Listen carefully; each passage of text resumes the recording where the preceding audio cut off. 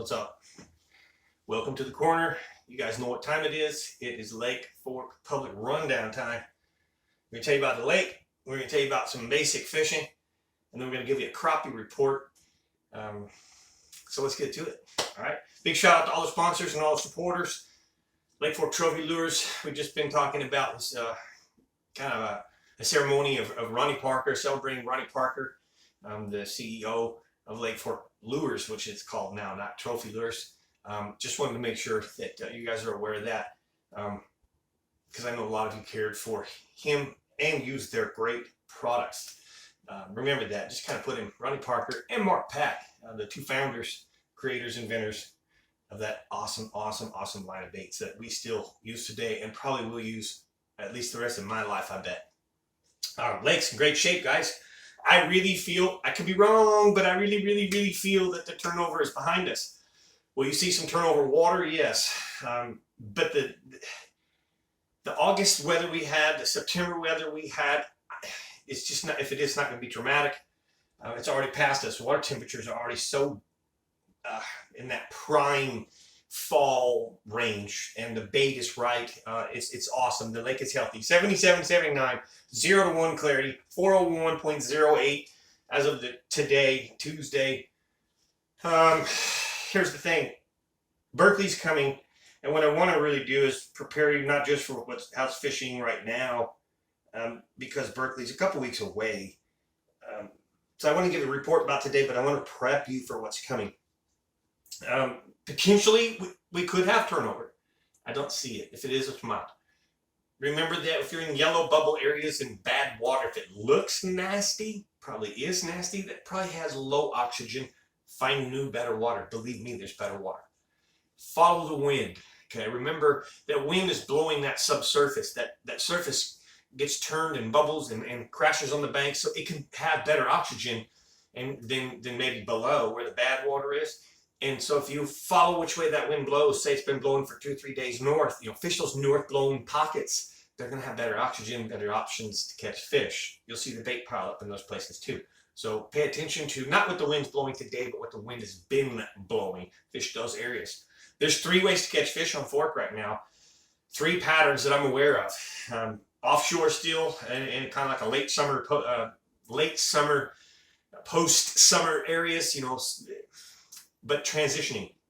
The second is docks. If you find the right docks in the right areas, you still can catch some really good, especially those under the slot limit fish, those stage walking fish that you want for Berkeley. And then the grass and the vegetation. Lake's been pretty stable. So all through the year we talk about rising, falling, and stability. When it's only dropping 1/4 of an inch a day, that's just not any heavy rate to hurt the fish. When it's been doing that for several weeks now, it's consistent. The fish can get into some patterns, and they will use the shallow water in the vegetation. So I will tell you, if you can find some vegetation, it doesn't have to be hydrilla. It could just be any kind of green grass, anything green.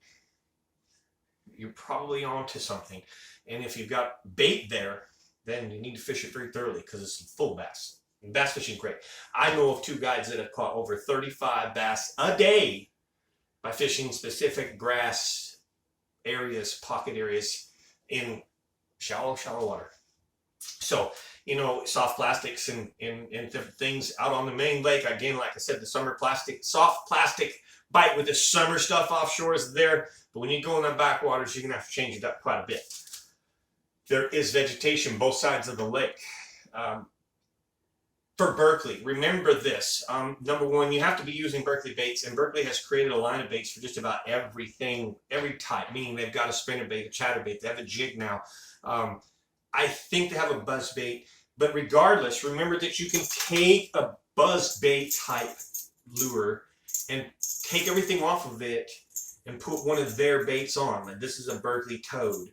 You can put a Berkeley swim bait on a buzz bait. You can take a spinner bait well, they've got their own spinner bait now, so I'm assuming you're going to have to use a spinner bait.